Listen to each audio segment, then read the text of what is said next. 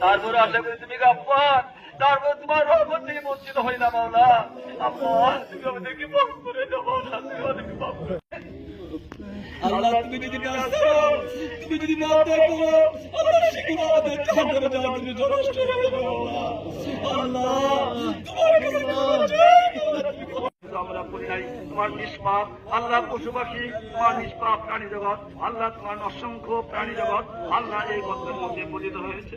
আল্লাহ তুমি আমাদেরকে নিষ্পাপ বানিয়ে, আল্লাহ তুমি নিষ্পাপ হয়ে দুনিয়াতে জীবন যাপন করার তৌফিক দান করে দাও, দাও।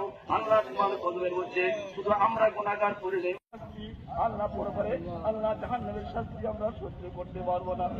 আমরা বুঝি না গাইসান মুগিসান মারিয়ান, اللهم اسقنا غيثا مغيثا مريعا عاجلا غير